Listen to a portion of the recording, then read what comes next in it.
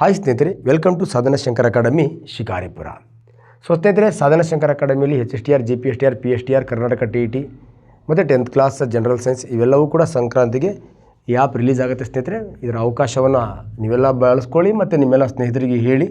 But quality of teaching ಇದೆ. Next number of hours maximum ಕೊಡ್ತಕ್ಕಂಥ ಪ್ರಯತ್ನವನ್ನು ಮಾಡ್ತೀವಿ ಮತ್ತು ಕಂಪ್ಲೀಟ್ ಕಾನ್ಸೆಪ್ಟ್ಗಳನ್ನು ಕ್ಲಿಯರ್ ಮಾಡ್ತಕ್ಕಂತಹ ಒಂದು ಪ್ರಯತ್ನವನ್ನು ಮಾಡಿದ್ದೀವಿ ಸ್ನೇಹಿತರೆ. ತುಂಬ ಚರ್ಚೆ ಮಾಡಿ ಓಕೆ ನೋಡಿ, ಸುಮ್ಮನೆ ಈಗ ಜಸ್ಟ್ ನಾನು ಚಾಟ್ GPT ನೋಡ್ಬೇಕಾದ್ರೆ ಒಂದು ಬೆಸ್ಟ್ 10 ಕ್ವಶನ್ಸ್ ಕೊಡು ಈ ವರ್ಷ 2026ಕ್ಕೆ ಬರ್ತಕ್ಕಂಥ ಕ್ವಶನ್ ಅವು ಕೊಡ್ತು ಅದು. ಬಟ್ ಅದು ಕೊಡೋದು ಇಡೋದು ಸೆಕೆಂಡರಿ. ಬಟ್ ಅದನ್ನು ನಿಮ್ಮ ಜೊತೆಗೆ ಎಕ್ಸ್ಪ್ಲೇನ್ ಮಾಡೋಣ ಅಂತ ಅನ್ನಿಸ್ಬಿಡ್ತು. ಅದಕ್ಕೆ ಆ ಪ್ರಶ್ನೆಗಳನ್ನು ಹಾಕ್ಕೊಂಡು ಬಂದಿದೆ ಸ್ನೇಹಿತರೆ. ನೋಡಿ, ಇಲ್ಲಿ ಫಸ್ಟ್ ಪ್ರಶ್ನೆ ಇದೆ, ತುಂಬ ಚೆನ್ನಾಗಿದೆ ಪ್ರಶ್ನೆ. ಕ್ಲಿಯರ್ ಏನು? Why does a metal feel colder than wood at the same temperature? ಅಂದರೆ ಒಂದೇ ತಾಪದಲ್ಲಿ ನಾವು ಮರ ಮತ್ತು ಲೋಹ ಎರಡನ್ನೂ ಮುಟ್ಟಿದಾಗ ಲೋಹ ತಣ್ಣಗನ್ಸುತ್ತೆ ಮರಕ್ಕಿಂತ ಯಾಕೆ ಅಂತ. ಸಿಂಪಲ್ ನೋಡಿ, ಈಗ ಎಕ್ಸಾಂಪಲ್ ಒಂದು ಲೋಹದ ಪೀಸನ್ನು ಬರ್ಕೋತೀನಿ ನಾನು ಹಿಂಗೆ. ಕ್ಲಿಯರ್? ಇನ್ನೊಂದು ಮರದ ಪೀಸನ್ನು ಬರ್ಕೋತೀನಿ. Clear? This is wood piece, ಇದು ದಿಸ್ ಈಸ್ ಮೆಟಲ್ ಪೀಸ್. ಅವನು ಹೇಳಿದ್ದಾನೆ ಮೆಟಲ್ ತಣ್ಣಗಾಗತ್ತೆ, ವುಡ್ ಯಾಕೆ ತಣ್ಣಗಾಗಲ್ಲ ಅಂತ. ಕ್ಲಿಯರ್? ನೋಡಿ, ಇದನ್ನು ಮುಟ್ತೀನಿ ನಾನು, ಇದನ್ನು ಕೂಡ ಈಗ ಟಚ್ ಮಾಡ್ತೀನಿ. ಓಕೆ, ಟಚ್ ಮಾಡ್ತೀನಿ. ಕ್ಲಿಯರ್? ನೆಕ್ಸ್ಟ್ ಇದನ್ನು ಕೂಡ ನಾನು ಟಚ್ ಮಾಡ್ತೀನಿ. ಇವನು ಪ್ರಶ್ನೆ, ಇದು ಕೂಲ್ ಆಗತ್ತೆ, ಇದು ಯಾಕೆ ಆಗಲ್ಲ ಅಂತ. Clear? One of the very important. ನೋಡಿ, ಟಚ್ ಮಾಡಿದಾಗ ನನ್ನ ಕೈಯಲ್ಲಿ ಏನಾಗಿರುತ್ತೆ? ಉಷ್ಣ ಇರುತ್ತೆ ಆರ್ ತಾಪ ಇರುತ್ತೆ. ಟಚ್ ಮಾಡಿದಾಗ ನನ್ನ ಕೈಯಲ್ಲಿ ಉಷ್ಣ ಇರುತ್ತೆ. ಕ್ಲಿಯರ್? ತಾಪ ಇರುತ್ತೆ. ನೋಡಿ, ನಿಮಗೆಲ್ಲ ಗೊತ್ತಿದೆ ಲೋಹ ಇದೊಂದು ಉತ್ತಮ ಉಷ್ಣವಾಹಕ. ಕ್ಲಿಯರ್? ಲೋಹ it is A good thermal conductor. ಲೋಹ ಇದೆಯಲ್ವಾ, it is A good thermal conductor. ಇದನ್ನು ಮುಟ್ಟಿದಾಗ ಉಷ್ಣ ಏನಾಗ್ಬಿಡುತ್ತೆ? ಪಾಸ್ ಆಗಿಬಿಡತ್ತೆ. ಈ ಥರ ಪಾಸ್ ಆಗುತ್ತೆ, ಉಷ್ಣ ಒಳಗಡೆ ಹರಿಯುತ್ತೆ. ಕ್ಲಿಯರ್? ಹಾಗೆ ಇದ್ರ ಮೂಲಕ ಇದನ್ನು ಉಷ್ಣ ಹರಿಯೋದ್ರಿಂದ ಇಲ್ಲಿ ಉಷ್ಣ ಏನಾಗುತ್ತೆ? ಕಳ್ಕೊಳ್ಳುತ್ತೆ. ಉಷ್ಣ ಕಳ್ಕೊಳ್ಳೋದ್ರಿಂದ ನನ್ನ ಕೈ ಏನಾಗುತ್ತೆ? ತಣ್ಣಗೆ ಆಗತ್ತೆ. ಕ್ಲಿಯರ್? ಲೋಹಗಳನ್ನು ಮುಟ್ಟಿದಾಗ. ಅದೇ ಅಲೋಹಗಳನ್ನು ಈ ವುಡ್ಡನ್ನು ಮುಟ್ಟಿದಾಗ ಮುಟ್ಟಿದಾಗ ವುಡ್ಡು ಇದೊಂದು ಉತ್ತಮ ಉಷ್ಣವಾಹಕ ಅಲ್ಲ. It is not A good thermal conductor ಅಲ್ಲ. ಹಾಗಾಗಿ ಉಷ್ಣ ಒಳಗಡೆ ಪ್ರಸಾರ ಆಗಲ್ಲ, ನನ್ನ ಕೈಯಲ್ಲೇ ಉಳ್ಕೊಂಬಿಡತ್ತೆ. ಹಾಗಾಗಿ ಇಲ್ಲಿ ಕೂಲ್ ಆಗಲ್ಲ, ಅದ್ರ ಬದಲು ಏನಾಗುತ್ತೆ? ವಾರ್ಮ್ ಆಗುತ್ತೆ. ಒಂಥರ ಹೀಟಾಗೇ ಇರುತ್ತೆ. ನನ್ನ ಕೈ ಹೆಂಗಿರುತ್ತೋ ಹಾಗೆ ಇರುತ್ತೆ. ಸಿಂಪಲ್, ಇಲ್ಲಿ ಕ್ವಶನ್ ಅಷ್ಟೇ. ಲೋಹಗಳು ಉತ್ತಮ ಉಷ್ಣವಾಹಕಗಳು. ಅಲ್ಲಿರ್ತಕ್ಕಂಥ ಕೈಯಲ್ಲಿರ್ತಕ್ಕಂಥ ಉಷ್ಣವನ್ನು ಬಳಸ್ಕೊಳ್ಳುತ್ತೆ. ಆವಾಗ ಕೈ ತನ್ನಲ್ಲಿರೋ ಉಷ್ಣವನ್ನು ಕಳ್ಕೊಂಡು ತಣ್ಣಗೆ ಆಗತ್ತೆ. ನೆಕ್ಸ್ಟ್ ಏನು ಮರ ಇದೆ, ಇದು ಉಷ್ಣವಾಹಕ ಅಲ್ಲ, ಕೈಯಲ್ಲಿರೋ ಉಷ್ಣವನ್ನು ತನ್ನ ಕಡೆ ಎಳ್ಕೊಳ್ಳಲ್ಲ. ಹಾಗಾಗಿ ಕೈ ಉಷ್ಣ ಕಳ್ಕೊಳ್ಳಲ್ಲ, ಅದು ತಣ್ಣಗೆ ಆಗಲ್ಲ. ಅರ್ಥ ಆಗಿದೆ ಅಂತ ಅನ್ಕೋತೀನಿ. ಇದೇ ಕಾನ್ಸೆಪ್ಟ್ ಮೇಲೆ 2 ಉಷ್ಣಗಳಿದೆ. ಒಂದು ಸ್ಪೆಸಿಫಿಕ್ ಹೀಟ್, ಕ್ಲಿಯರ್? ಇನ್ನೊಂದು ಲೆಟೆಂಟ್ ಹೀಟ್ ಅಂತ. ಓಕೆ, ಒಂದು ವಿಶಿಷ್ಟೋಷ್ಣ, ಇನ್ನೊಂದು ಗುಪ್ತೋಷ್ಣ ಅಂತ. ಇವೆಲ್ಲ ಗುಪ್ತೋಷ್ಣಕ್ಕೆ ಸಂಬಂಧಪಟ್ಟಿರ್ತಕ್ಕಂಥದ್ದು. ಈ ವಿಡಿಯೋನ ಉಷ್ಣ ಅಂತಕ್ಕಂಥ ಟಾಪಿಕಲ್ಲಿ ತುಂಬ ಚೆನ್ನಾಗಿ ಹೇಳಿದ್ದೀನಿ ನಾನು. ಒಂದು ಐಸ್ ಕೈಯಲ್ಲಿ ಇಟ್ಕೊಂಡಾಗ ಅದು ಕರಗತ್ತೆ, ಕರಗಿದ ಮೇಲೆ ಕೈಯಾಗಿ ತಣ್ಣಗಿರುತ್ತೆ. Simple, ice ಕರಗಲಿಕ್ಕೆ ಕೈಯಲ್ಲಿರೋ ಉಷ್ಣನ ಬಳಸ್ಕೊಳತ್ತೆ. ಆವಾಗ ಕೈ ಉಷ್ಣವನ್ನು ಕಳ್ಕೊಂಡು ತಣ್ಣಗಾಗತ್ತೆ. Same concept. ಅರ್ಥ ಆಗಿದೆ ಅಂತ ಅನ್ಕೋತೀನಿ. ಅರ್ಥ ಆಗಿಲ್ಲ ಅಂದರೆ ಕಾಮೆಂಟ್ ಮಾಡಿ, ವಿಡಿಯೋ ಲಿಂಕನ್ನು ಹಾಕ್ತೀನಿ. ನೋಡಿ, ನೀವು ಲಾಸ್ಟ್ ಕ್ಲಾಸಲ್ಲಿ ವಿಡಿಯೋ ಲಿಂಕನ್ನು ವಿಡಿಯೋ ಲಿಂಕ್ ಹಾಕಿ ಅಂದರೆ ಯಾವ ಲಿಂಕ್ ಹಾಕಲಿ ನಾನು ಅಲ್ವಾ?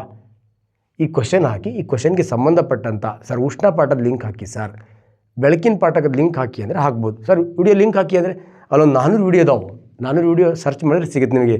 400 ವಿಡಿಯೋ ಲಿಂಕ್ ಮಾಡೋ ಬದಲು ಸಾಧನಾ ಶಂಕರ್ ಯೂಟ್ಯೂಬ್ ಚಾನಲಿಗೆ ಹೋಗಿಬಿಟ್ಟು ಆರಾಮ್ ವಿಡಿಯೋಸ್ ಅಂತ ಇದೆಯಲ್ವ, ಅಲ್ಲಿ ನೋಡಿ ಆ ಪ್ಲೇಲಿಸ್ಟಿಗೆ ಹೋಗಿ ಎಲ್ಲ ವಿಡಿಯೋಗಳು ನೋಡ್ಬೋದು ನೀವು. ಅಥವಾ ನೀವು ಪರ್ಟಿಕ್ಯುಲರ್ ವಿಡಿಯೋ ಸಿಗ್ತಾ ಇಲ್ಲ ಅಂದರೆ ಆ ವಿಡಿಯೋ ಹೆಸರು ಹಾಕಿ, ಅಥವಾ ಈ ಕ್ವಶನ್ಗೆ ಸಂಬಂಧಪಟ್ಟಂಥ ವಿಡಿಯೋ ಅಂತ ಹಾಕಿ ನಾನು ಲಿಂಕ್ ಹಾಕ್ತೀನಿ ಅಂತ ಹೇಳ್ತಾ, ನೆಕ್ಸ್ಟ್ ಇನ್ನೊಂದು ಬ್ಯೂಟಿಫುಲ್ ಆಗಿರ್ತಕ್ಕಂಥ ಕ್ವಶನ್.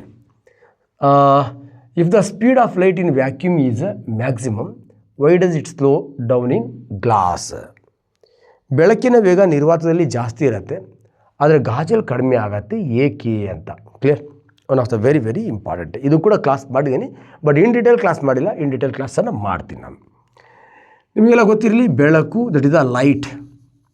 ಓಕೆ, ಬೆಳಕು ಇದು ಒಂದು ಯಾಂತ್ರಿಕವಲ್ಲದ ತರಂಗ, ನಾನ್ ಮೆಕ್ಯಾನಿಕಲ್ ವೇವ್ಸ್ ಅಂತ. ಯಾಂತ್ರಿಕ ಅಲ್ಲದ ತರಂಗ. ಏನು ಸರ್ ಇದು ನಾನ್ ಮೆಕ್ಯಾನಿಕಲ್ ವೇವ್ಸ್?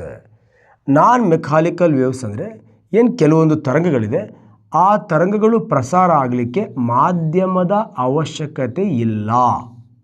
ಮಾಧ್ಯಮದ ಅವಶ್ಯಕತೆ ಯಾವ ತರಂಗಗಳಿಗಿಲ್ವೋ ಆ ತರಂಗಗಳನ್ನು ಯಾಂತ್ರಿಕವಲ್ಲದ ತರಂಗ ಅಂತ ಕರಿತೀವಿ.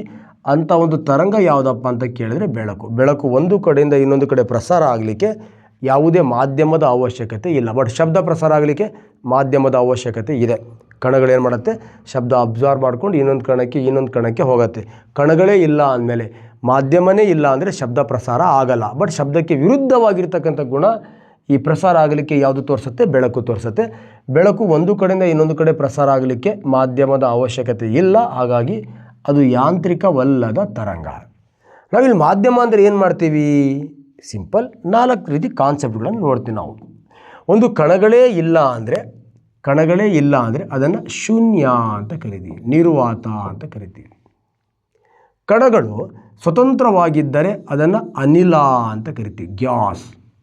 ಕಣಗಳು ಸಡಿಲವಾಗಿದ್ದರೆ ಅದನ್ನು ನಾವೇನಂತ ಕರಿತೀವಿ, ದ್ರವ ಅಂತ ಕರಿತೀವಿ. ಕಣಗಳು ಬಿಗಿಯಾಗಿ ಅಂಟಿಕೊಂಡಿದ್ದರೆ ಅದನ್ನೇನಂತ ಕರಿತೀವಿ, ಘನ, ಸಾಲಿಡ್ ಅಂತ ಕರಿತೀವಿ. ಕಣಗಳೇ ಇಲ್ಲ, ಕಣಗಳು ದೂರ ಇದೆ, ಕಣಗಳು ಸಡ್ಲ ಇದೆ, ಕಣಗಳು ಬಿಗಿಯಾಗಿ ಅಂಟಿಕೊಂಡಿದೆ. ಕ್ಲಿಯರ್? ಆಲ್ರೆಡಿ ಹೇಳಿದ್ದೀವಿ, ಬೆಳಕು ಒಂದು ಕಡೆಯಿಂದ ಇನ್ನೊಂದು ಕಡೆ ಪ್ರಸಾರ ಆಗಲಿಕ್ಕೆ ಮಾಧ್ಯಮದ ಅವಶ್ಯಕತೆ ಇಲ್ಲ ಅಂದರೆ ಯಾವುದೇ ಕಣದ ಅವಶ್ಯಕತೆ ಇಲ್ಲ. ಕಣಗಳೇ ಇಲ್ಲ, ಕಣಗಳದ ಅವಶ್ಯಕತೆಯೇ ಇಲ್ಲ ಅಂದರೆ ಬೆಳಕಿಗೆ ಪರಿಪೂರ್ಣ ಪಾರದರ್ಶಕ ಮಾಧ್ಯಮ ಯಾವುದಪ್ಪ ಅಂದರೆ ಬೆಳಕು ಅತಿ ಹೆಚ್ಚು ವೇಗದಲ್ಲಿ ಎಲ್ಲಿ ಹೋಗುತ್ತೆ ಅಂದರೆ ದಡಿದ ಶೂನ್ಯದಲ್ಲಿ ಹೋಗುತ್ತೆ. 3 × 10⁸ ಮೀಟರ್ ಪರ್ ಸೆಕೆಂಡ್ ಈ ಸ್ಪೀಡಲ್ಲಿ ಹೋಗುತ್ತೆ. ಆದರೆ ಬೆಳಕು ಅತಿ ಹೆಚ್ಚು ವೇಗದಲ್ಲಿ ಎಲ್ಲಿ ಹರಿಯುತ್ತೆ ಅಂದರೆ ಶೂನ್ಯದಲ್ಲಿ ಬೆಳಕು ಅತಿ ಹೆಚ್ಚು ವೇಗದಲ್ಲಿ ಹರಿಯುತ್ತೆ. ಅನಿಲಕ್ಕೆ ಬಂದಾಗ ಬೆಳಕಿನ ವೇಗ ಕಣಗಳಿರೋದ್ರಿಂದ ಸ್ವಲ್ಪ ಕಡಿಮೆ ಆಗಿಬಿಡತ್ತೆ. ದ್ರವಕ್ಕೆ ಬಂದಾಗ ಮತ್ತಷ್ಟು ಕಡಿಮೆ ಆಗಿಬಿಡತ್ತೆ. ಘನಕ್ಕೆ ಬಂದಾಗ ಬೆಳಕು ಒಂದು ಕಡೆಯಿಂದ ಇನ್ನೊಂದು ಕಡೆ ಪ್ರಸಾರ ಆಗಲ್ಲ, ಯಾಕಂದರೆ ಮಾಧ್ಯಮಗಳು ಬಿಗಿಯಾಗಿ ಅಂಟ್ಕೊಂಡಿರುತ್ತೆ ಕಣಗಳು. ಕ್ಲಿಯರ್? ಹಾಗಾಗಿ ಬೆಳಕು ಅತ್ಯಂತ ಹೆಚ್ಚು ವೇಗ ಶೂನ್ಯ, ಅದು ಬಿಟ್ಟರೆ ಅನಿಲ, ಅದು ಬಿಟ್ಟರೆ ದ್ರವ. ಘನದಲ್ಲಿ ಬೆಳಕು ಒಂದು ಕಡೆಯಿಂದ ಇನ್ನೊಂದು ಕಡೆ ಪ್ರಸಾರ ಆಗಲ್ಲ. ಇಲ್ಲಿ ಒಂದು ಬ್ಯೂಟಿಫುಲ್ಲಾಗಿ ಹೇಳಿದ್ದಾನೆ. ಏನು ಹೇಳಿದ್ದಾನೆ, ಬೆಳಕಿನ ವೇಗ ವ್ಯಾಕ್ಯೂಮಲ್ಲಿ ಜಾಸ್ತಿ ಇದೆ, ಗ್ಲಾಸಲ್ಲಿ ಕಡಿಮೆ ಇದೆ. ನೋಡಿ, ವ್ಯಾಕ್ಯೂಮ್ ಅಂದರೆ ಇದರಲ್ಲಿ ಜಾಸ್ತಿ ಇದೆ, ಗ್ಲಾಸ್ ಅಂದರೆ ದಟ್ ಈಸ್ ದ್ರವ, ಗ್ಲಾಸ್ ಇಲ್ಲಿ ಕಡಿಮೆ ಇದೆ. ಯಾಕೆ ಅನ್ನೋದು ಈ ಪ್ರಶ್ನೆ. ಕ್ಲಿಯರ್? ಆಲ್ರೆಡಿ ಇದೆ, ನಿಮ್ಗೆ ಆಲ್ರೆಡಿ ಗೊತ್ತಿದೆ. ಇಲ್ಲಿ ಕಣಗಳಿಲ್ಲ, ಇಲ್ಲಿ ಕಣಗಳೇನಾಗಿದೆ, ಜಾಸ್ತಿ ಇದೆ. ಇಲ್ಲಿ ಕಣಗಳಿಲ್ಲ, ಕಣಗಳು ಜಾಸ್ತಿ ಇದ್ದರೆ ಇದಕ್ಕೇನಂತೀವಿ ನಾವು, ಸಿಂಪಲ್ ಏನಿಲ್ಲ, ಒಂದು ಸ್ವಲ್ಪ ಜಸ್ಟ್ ಒಂದು ಕಾನ್ಸೆಪ್ಟನ್ನು ಕ್ಲಿಯರ್ ಮಾಡ್ಕೋಬೇಕು ನಾವು. ಏನು ನೋಡಿ, ಎಲ್ಲಿ ಕಣಗಳು ಇಲ್ವೋ ಅದನ್ನು ವಿರಳ ಮಾಧ್ಯಮ ಅಂತ ಕರಿತೀವಿ. ಏನಂತ ಕರಿತೀವಿ, ವಿರಳ ಮಾಧ್ಯಮ, ರೇರರ್ ಮೀಡಿಯಾ ಅಂತ ಕರಿತೀವಿ. ಎಲ್ಲಿ ಕಣಗಳು ಜಾಸ್ತಿ ಇದೆಯೋ ಅದನ್ನು ನಾವು ಸಾಂದ್ರ ಮಾಧ್ಯಮ ಅಂತ ಕರಿತೀವಿ, ಡೆನ್ಸರ್ ಮೀಡಿಯಾ ಅಂತ ಕರಿತೀವಿ. ಸಾಂದ್ರ ಮಾಧ್ಯಮ, ಡೆನ್ಸರ್ ಮೀಡಿಯಾ ಅಂತ ಕರಿತೀವಿ. ಎಕ್ಸಾಂಪಲ್, ನಾವೀಗ ನಿರ್ವಾತ ಮತ್ತು ಗಾಳಿಯನ್ನು ತಗೊಂಡ್ರೆ, ಕ್ಲಿಯರ್, ನಿರ್ವಾತ ಮತ್ತು ಗಾಳಿ ಎರಡು ಮಾಧ್ಯಮಗಳನ್ನು ತಗೊಂಡ್ರೆ, ನಿರ್ವಾತ ಮತ್ತು ಗಾಳಿ ಎರಡು ಮಾಧ್ಯಮವನ್ನು ತಗೊಂಡ್ರೆ, ಎರಡು ಮಾಧ್ಯಮವನ್ನು ಬೇರ್ಪಡಿಸ್ತಕ್ಕಂಥದ್ದನ್ನು ಸಮತಲ ಅಂತ ಕರಿತೀವಿ. ಈ ನಿರ್ವಾತವನ್ನು ನಾವು ವಿರಳ ಮಾಧ್ಯಮ ಅಂತ ಕರಿತೀವಿ. ಗಾಳಿಯನ್ನು ನಾವೇನಂತ ಕರಿತೀವಿ, ಸಾಂದ್ರ ಮಾಧ್ಯಮ ಅಂತ ಕರಿತೀವಿ, ಸಾಂದ್ರ ಮಾಧ್ಯಮ. ಹಾಗೆ ಈ ವಿರಳ ಮಾಧ್ಯಮದಲ್ಲಿ, ನಿರ್ವಾತದಲ್ಲಿ ಬೆಳಕಿನ ವೇಗ ಏನಾಗಿರುತ್ತೆ, ಜಾಸ್ತಿ ಇರುತ್ತೆ. ಸಾಂದ್ರ ಮಾಧ್ಯಮದಲ್ಲಿ ಕಣಗಳಿರೋದ್ರಿಂದ ಬೆಳಕಿನ ವೇಗ ಏನಾಗ್ಬಿಡತ್ತೆ, ಕಡಿಮೆ ಆಗಿಬಿಡತ್ತೆ. ಈ ಕಾನ್ಸೆಪ್ಟ್ ಗೊತ್ತಾಗಿದೆ. ಬಟ್ ಅವನು ಇದೇ ಕಾನ್ಸೆಪ್ಟನ್ನು ತಗೊಂಡು ಇಲ್ಲಿ ಕ್ವಶನನ್ನು ಹೇಳಿದ ನಾವು, ಏನು ಸಿಂಪಲ್, ನಿರ್ವಾತದಲ್ಲಿ ಬೆಳಕಿನ ವೇಗ ಜಾಸ್ತಿ ಇದೆ, ಗಾಜಲ್ಲಿ ಬೆಳಕಿನ ವೇಗ ಕಡಿಮೆ ಇದೆ, ಯಾಕೆ ಅಂತ. ಈ ನಿರ್ವಾತ ಮತ್ತು ಗಾಜನ್ನು ಬೇರ್ಪಡಿಸ್ತಕ್ಕಂಥ ಲೇಯರ್ಗೆ ನಾವೇನಂತ ಕರಿತೀವಿ, ಸಮತಲ ಅಂತ ಕರಿತೀವಿ. ನಿರ್ವಾತದಲ್ಲಿ ಬೆಳಕಿನ ವೇಗ ಜಾಸ್ತಿ ಇದೆ, ಕ್ಲಿಯರ್. ಆ ನಿರ್ವಾತದಿಂದ ಬೆಳಕು ಗಾಜಿಗೆ ಹೋಗಬೇಕಾದ್ರೆ ಏನಾಗ್ತಾ ಇದೆ ಅಂದರೆ ಬೆಳಕಿನ ವೇಗ ಕಡಿಮೆ ಆಗ್ತಾ ಇರೋದ್ರಿಂದ ಬೆಳಕು ಲಂಬದ ಕಡೆಗೆ ಬಾಗ್ತಾ ಇದೆ. ಆ್ಯಕ್ಚುಲಿ ಬೆಳಕು ಈ ಥರ ಹೋಗಬೇಕಾಗಿತ್ತು. ಅದೇ ನಿರ್ವಾತದಲ್ಲಿ ಬಂದಿರೋ ಸ್ಪೀಡಲ್ಲೇ ಬೆಳಕು ಬಂದಿದ್ದರೆ, ಅದೇ ಸ್ಪೀಡಲ್ಲಿ ಬಂದಿದ್ರೆ ಇದೇ ಥರ ಹೋಗಬೇಕಾಗಿತ್ತು. ಇದರ ಸ್ಪೀಡ್ ಕಡಿಮೆ ಆಗಿದ್ದರಿಂದ ಬೆಳಕೇನಾಯ್ತು, ಲಂಬದ ಕಡೆಗೆ ಬಾಗ್ಬಿಡ್ತು. ಇದಕ್ಕೆ ಬೆಳಕಿನ ವಕ್ರೀಭವನ, ರಿಫ್ರಾಕ್ಷನ್ ಆಫ್ ಲೈಟ್ ಅಂತ ಕರಿತೀವಿ. ಈ ಥರ ಬೆಳಕು ವಿರಳ ಮಾಧ್ಯಮದಿಂದ ಸಾಂದ್ರ ಮಾಧ್ಯಮಕ್ಕೆ ಹೋಗಬೇಕಾದ್ರೆ ಯಾಕೆ ವಕ್ರೀಭವನ ಆಗತ್ತೆ ಅಂದರೆ ಬೆಳಕಿನ ವೇಗದಲ್ಲಿ ಬದಲಾವಣೆ ಆಗತ್ತೆ. ಆ ಬೆಳಕಿನ ವೇಗದಲ್ಲಿ ಬದಲಾವಣೆ ಆಗೋದ್ರಿಂದ ಬೆಳಕು ತನ್ನ ದಿಕ್ಕನ್ನು ಬದಲಾವಣೆ ಮಾಡುತ್ತೆ. ಬೆಳಕು ಒಂದು ಮಾಧ್ಯಮದಿಂದ ಇನ್ನೊಂದು ಮಾಧ್ಯಮಕ್ಕೆ ಹಾದು ಹೋಗುವಾಗ ತನ್ನ ವೇಗದಲ್ಲಿ ಬದಲಾವಣೆ ಆಗುವುದರಿಂದ ತನ್ನ ದಿಕ್ಕನ್ನು ಬದಲಾವಣೆ ಮಾಡೋದನ್ನೇ ನಾವೇನಂತ ಕರಿತೀವಿ, ಬೆಳಕಿನ ವಕ್ರೀಭವನ ಅಂತ ಕರಿತೀವಿ. ಬೆಳಕಿನ ವಕ್ರೀಭವನ, ರಿಫ್ರಾಕ್ಷನ್ ಆಫ್ ಲೈಟ್ ಅಂತ ಕರಿತೀವಿ. ರಿಫ್ರಾಕ್ಷನ್ ಆಫ್ ಲೈಟ್ ಅಂತ ಕರಿತೀವಿ. ಯಾಕೆ ಲೈಟ್ ರಿಫ್ರಾಕ್ಷನ್ ಆಗುತ್ತೆ ಅಂದರೆ, ಮಾಧ್ಯಮಗಳ ಸಾಂದ್ರತೆ ಬದಲಾವಣೆ ಆದ ಹಾಗೆ ಬೆಳಕಿನ ವೇಗ ಬದಲಾವಣೆ ಆಗತ್ತೆ. ಬೆಳಕಿನ ವೇಗ ಬದಲಾವಣೆ ಆದ ಹಾಗೆ ಬೆಳಕು ಚಲಿಸುವ ದಿಕ್ಕು ಬದಲಾವಣೆ ಆಗತ್ತೆ. ಆ ಬೆಳಕು ಮಾಧ್ಯಮಗಳಿಗೆ ಅನುಗುಣವಾಗಿ ಬೆಳಕಿನ ದಿಕ್ಕು ಬದಲಾವಣೆ ಆಗೋದನ್ನೇ ಬೆಳಕಿನ ವಕ್ರೀಭವನ ಅಂತ ಕರಿತೀವಿ. ಇದು ಬೆಳಕಿನ ವಕ್ರೀಭವನದ ಮೇಲೆ ಇರತಕ್ಕಂತಹ ಪ್ರಶ್ನೆ. ಇಲ್ಲಿ one of the very very important 2 concept ಇದೆ. ಆ 2 ಕಾನ್ಸೆಪ್ಟ್ ಹೆಂಗೆ ಅರ್ಥ ಆಗತ್ತೆ ಅಂದರೆ ಸಿಂಪಲ್, ನಿಮಗಿದು ಹೇಳ್ಬಿಡ್ತೀನಿ ನಾನು. ಯಾವ್ಯಾವ ಪರಿಕಲ್ಪನೆ ಬರುತ್ತೆ. ಒಂದು, ನಕ್ಷತ್ರಗಳು ಏಕೆ ಹೊಳೆಯತ್ತೆ ಅಂತ. ನಕ್ಷತ್ರಗಳು ಏಕೆ ಹೊಳೆಯುತ್ತದೆ ಅಂತ. ಎರಡನೇದು, ನೆಕ್ಸ್ಟ್ ಒಂದು ಅರ್ಧ ಗ್ಲಾಸ್ ಇರತಕ್ಕಂತಹ ನೀರಲ್ಲಿ ಪೆನ್ಸಿಲ್ ಪೆನ್ನನ್ನು ಹಾಕಿದರೆ ಪೆನ್ ಮುರಿದಂತೆ ಕಾಣುತ್ತದೆ ಏಕೆ ಅಂತ. ಮುರಿದಂತೆ ಕಾಣುತ್ತದೆ ಏಕೆ ಅಂತ. So next one of the very very important, ತುಂಬಾ ಇಂಪಾರ್ಟೆಂಟ್, ಶೀಘ್ರ ಸೂರ್ಯೋದಯ. ಶೀಘ್ರ ಸೂರ್ಯೋದಯ. ನೆಕ್ಸ್ಟ್ ವಿಳಂಬಿತ ಸೂರ್ಯಾಸ್ತಮ. ವಿಳಂಬಿತ ಸೂರ್ಯಾಸ್ತಮ. ಇವೆಲ್ಲವೂ ಕೂಡ ಯಾವುದಕ್ಕೆ ಕಾರಣ ಅಂದರೆ ಬೆಳಕಿನ ವಕ್ರೀಭವನಕ್ಕೆ ಕಾರಣ. ಅಷ್ಟೇ ಅಲ್ಲ, ಈ ಹಕ್ಕಿಗಳು ನೀರಲ್ಲಿರುವ ಮೀನನ್ನು ಬೇಟೆಯಾಡುವುದು ಯಾವ ಪರಿಣಾಮ ಅಂದರೆ ಬೆಳಕಿನ ವಕ್ರೀಭವನ. ಇಲ್ಲಿ ಸಿಂಪಲ್, ನೀವು 2 ಕಾನ್ಸೆಪ್ಟನ್ನು ನೆನಪಿಟ್ಕೋಬೇಕು. ಏನು ಕಾನ್ಸೆಪ್ಟು? 1-2 ಮಾಧ್ಯಮಗಳನ್ನು ಬೇರ್ಪಡಿಸ್ತಾ ಇರತಕ್ಕಂಥ ಸಮತಲ. ಎಕ್ಸಾಂಪಲ್, ಇದನ್ನು ನಾವು ಗಾಳಿ ಅಂತ ಅಂದ್ಕೊಳ್ಳೋಣ, ಇದನ್ನು ನೀರು ಅಂತ ಅಂದ್ಕೊಳ್ಳೋಣ. ಓಕೆ, ನಿಮ್ಮ ಬುಕ್ಕಲ್ಲೇ ಇದೆ. ಇದನ್ನು ನಾವು ಇಲ್ಲಿ ಗಾಜು ಅಂತ ಅಂದ್ಕೊಳ್ಳೋಣ. ನೆಕ್ಸ್ಟ್ ನಾವು ಇದನ್ನು ಇಲ್ಲಿ ಶೂನ್ಯ, ನಿರ್ವಾತ ಅಂತ ಅಂದ್ಕೊಳ್ಳೋಣ. ಇದು ದಡಿದ ಲಂಬ, ಇದು ದಿಶದ ಲಂಬ. ಈಗ ಬೆಳಕು ಏನಾಗ್ತಾ ಇದೆ ಸ್ವಲ್ಪ ನೋಡಿ. ಬೆಳಕು ನೋಡಿ, ಇಲ್ಲಿ ವಿರಳ ಮಾಧ್ಯಮದಿಂದ ಸಾಂದ್ರ ಮಾಧ್ಯಮಕ್ಕೆ ಬೆಳಕು ಬರಬೇಕಾದ್ರೆ ನೋಡಿ, ಇದು ವಿರಳ ಮಾಧ್ಯಮ, ಸಾಂದ್ರ ಮಾಧ್ಯಮ ಬರಬೇಕು, ಈ ಥರ ಹೋಗಬೇಕಾಗಿತ್ತು. ಆದರೆ ಲಂಬದ ಕಡೆಗೆ ಬಾಗ್ತಾ ಇದೆ, ಲಂಬದ ಹತ್ತಿರ ಬರ್ತಾ ಇದೆ ಬೆಳಕಿನ ವೇಗ ಕಡಿಮೆಯಾಗಿ. ಅದೇ ನಾವು ವಿರಳ ಮಾಧ್ಯಮದಿಂದ ಬೆಳಕು ಸಾಂದ್ರ ಮಾಧ್ಯಮಕ್ಕೆ ಹೋಗಬೇಕಾದ್ರೆ ಲಂಬದಿಂದ ದೂರಕ್ಕೆ ಹೋಗ್ತಾ ಇದೆ. ಆ್ಯಕ್ಚುಲಿ ಹಿಂಗೆ ಹೋಗಬೇಕಾಗಿತ್ತು, ದೂರ ಹೋಗ್ತಾ ಇದೆ. ಓಕೆ, ಲಂಬದಿಂದ ದೂರ ಹೋಗ್ತದೆ. ಉಲ್ಟಾ, ಶೂನ್ಯದಿಂದ ಗಾಜು. ಬೇಕಾದ್ರೆ ನಿಮಗೆ ಕನ್ಫ್ಯೂಸ್ ಆಯಿತು ಅಂದರೆ ಇದೇನೇ ಉಲ್ಟಾ ಪಲ್ಟಾ ಬರ್ಕೋಬೋದು ನೀವು. ಹೆಂಗೆ? ಸಿಂಪಲ್, ಮೇಲೆ ಗಾಳಿ, ಈಗ ಈ ಕೆಳಗಡೆ ಗಾಳಿ, ಮೇಲ್ಗಡೆ ನೀರು. ಮೇಲ್ಗಡೆನೇ ಗಾಳಿ, ಕೆಳಗಡೆ ನೀರು. ಕ್ಲಿಯರ್? ಈಗ ಬೆಳಕು ಏನಾಗ್ತಾ ಇದೆ ಅಂದರೆ ಸಿಂಪಲ್, ಸಾಂದ್ರ ಮಾಧ್ಯಮದಿಂದ ವಿರಳ ಮಾಧ್ಯಮಕ್ಕೆ ಹೋದಾಗ ಲಂಬದಿಂದ ದೂರ ಹೋಗ್ತಾ ಇದೆ. ವಿರಳ ಮಾಧ್ಯಮದಿಂದ ಸಾಂದ್ರ ಮಾಧ್ಯಮಕ್ಕೆ ಬರಬೇಕಾದ್ರೆ ಲಂಬದ ಕಡೆಗೆ ಬಾಗ್ತಾ ಇದೆ. ನೋಡಿ, ಬೆಳಕು ವಿರಳ ಮಾಧ್ಯಮದಿಂದ ಸಾಂದ್ರ ಮಾಧ್ಯಮಕ್ಕೆ ಲಂಬದ ಹತ್ತಿರ ಬರೋದ್ರಿಂದ ವಿರಳ ಮಾಧ್ಯಮದಿಂದ ಒಂದು ವಸ್ತುವನ್ನು ಸಾಂದ್ರ ಮಾಧ್ಯಮದಲ್ಲಿ ಇರ್ತಕ್ಕಂಥ ವಸ್ತುವನ್ನು ನೋಡಿದಾಗ ಆ ವಸ್ತು ಮೇಲಕ್ಕೆ ಬಂದಂಗೆ, ನಮಗೆ ಹತ್ತಿರ ಬಂದಂಗೆ ಕಾಣುತ್ತೆ. ಆ್ಯಕ್ಚುಲಿ ವಸ್ತು ಇಲ್ಲಿದೆ, ನಮಗೆ ಇಲ್ಲಿಗೆ ಬಂದಂಗೆ ಕಾಣುತ್ತೆ. ಅದೇ ಒಂದು ವಸ್ತುವನ್ನು ನಾವು ವಿರಳ ಮಾಧ್ಯಮದಿಂದ ಅಂದರೆ ಸಾಂದ್ರ ಮಾಧ್ಯಮದಿಂದ ವಿರಳ ಮಾಧ್ಯಮಕ್ಕೆ ನೋಡಿದಾಗ ಆ್ಯಕ್ಚುಲಿ ವಸ್ತು ಇಲ್ಲಿದೆ, ಆದರೆ ನಮಗೇನು ಕಾಣುತ್ತೆ? ಅಲ್ಲಿರಂಗೆ, ಎಲ್ಲೋ ದೂರ ಇರಂಗೆ ಕಾಣುತ್ತೆ. ಹಾಗಾಗಿ ನಾವು ವಿರಳ ಮಾಧ್ಯಮ ಗಾಳಿಯಿಂದ ನೀರಲ್ಲಿರ್ತಕ್ಕಂಥ ವಸ್ತುಗಳನ್ನು ನೋಡಿದಾಗ ನೀರಲ್ಲಿರೋ ವಸ್ತುಗಳು ಮೇಲಕ್ಕೆ ಬಂದಂತೆ ಕಾಣುತ್ತೆ. ಅದೇ ನಾವು ನೀರಲ್ಲಿ ಇದ್ಕೊಂಡು ಗಾಳಿಲಿರೋ ವಸ್ತುಗಳನ್ನು ನೋಡಿದಾಗ ಅದು ಹತ್ತಿರ ಇದ್ರೂ ದೂರ ಇದ್ದಂಗೆ ಕಾಣುತ್ತೆ. ಈ ಒಂದು ಫಿನೋಮಿನದಿಂದ ನೀರಲ್ಲಿರ್ತಕ್ಕಂತಹ ಮೀನಿಗೆ ಹೊರಗಡೆ ಇರ್ತಕ್ಕಂಥ ಹಕ್ಕಿ ದೂರ ಕಾಣುತ್ತೆ, ಹೊರಗಡೆ ಇರ್ತಕ್ಕಂಥ ಹಕ್ಕಿಗೆ ನೀರಲ್ಲಿರ್ತಕ್ಕಂಥ ಮೀನು ಹತ್ತಿರ ಕಾಣುತ್ತೆ. ಈ ಒಂದು ಬ್ಯೂಟಿಫುಲ್ ಫಿನೋಮಿನದಿಂದ ಹಕ್ಕಿಗಳು ನೀರಲ್ಲಿರ್ತಕ್ಕಂಥ ಮೀನನ್ನು ಏನು ಮಾಡುತ್ತೆ? ಬೇಟೆ ಆಡುತ್ತೆ. ಇಲ್ಲೂ ಕೂಡ ಅಷ್ಟೇ, ನಕ್ಷತ್ರಗಳು ನೋಡಿ, ನಕ್ಷತ್ರಗಳು ಏನಾಗುತ್ತೆ ಅಂದರೆ ಎಲ್ಲೋ ಜಾಗದಲ್ಲಿ ಚುಕ್ಕಿ ಬಿಂದುಗಳ ಥರ ಇದ್ದಾವೆ. ನಿರ್ವಾತ, ವಾತಾವರಣ, ಭೂಮಿ, ಇಲ್ಲಿಂದ ನಕ್ಷತ್ರಗಳು ನಿರ್ವಾತದಿಂದ ಬಂದು ಗಾಳಿಯ ಸಾಂದ್ರತೆ ಬದಲಾವಣೆ ಆದ ಹಾಗೆ ಅದರ ವೇಗದಲ್ಲಿ ಬದಲಾವಣೆಯಾಗಿ ದಿಕ್ಕನ್ನು ಬದಲಾವಣೆ ಮಾಡ್ಕೊಂಡ್ಬಂದು ಈ ಥರ ಆ ಕಡೆ ಈ ಕಡೆ ವಕ್ರವಾಗಿ ಬರೋದ್ರಿಂದ ಕೆಳಗಡೆಯಿಂದ ನಾವು ನೋಡಿದಾಗ ಮೇಲ್ಗಡೆ ನಕ್ಷತ್ರ ನಮಗೆ ಹೊಳೆಯೋ ಥರ ಕಾಣುತ್ತೆ. ಪೆನ್ನು ಕೂಡ ಅಷ್ಟೇ ನೋಡಿ. ಪೆನ್ ಆ್ಯಕ್ಚುಲಿ ಹಿಂಗೆ ಹೋಗಬೇಕಾಗಿತ್ತು, ವಿರಳ ಮಾಧ್ಯಮದಿಂದ ಸಾಂದ್ರ ಮಾಧ್ಯಮಕ್ಕೆ ವಸ್ತು ಮೇಲಕ್ಕೆ ಬರೋದ್ರಿಂದ ಅಲ್ಲಿ ರಪ್ ಅಂತ ಮುರಿದಂಗೆ ಕಾಣುತ್ತೆ. ಶೀಘ್ರ ಸೂರ್ಯೋದಯ, ವಿಳಂಬಿತ ಸೂರ್ಯಾಸ್ತಮ. ಇನ್ನು ಸೂರ್ಯ ಒಳಗಡೆ ಇರ್ತಾನೆ, ಇನ್ನು ಹುಟ್ಟೇ ಇರಲ್ಲ, ದಿಗಂತದಲ್ಲಿ ಇರ್ತಾನೆ, ಆದರೂ 2 ನಿಮಿಷ ಮುಂಚೆನೇ ಕಾಣ್ತಾನೆ. ವಿರಳ ಮಾಧ್ಯಮದಿಂದ ಸಾಂದ್ರ ಮಾಧ್ಯಮದಲ್ಲಿ ವಸ್ತು ಮೇಲಕ್ಕೆ ಬಂದಂಗೆ ಕಾಣುತ್ತೆ, ಶೀಘ್ರ ಸೂರ್ಯೋದಯ.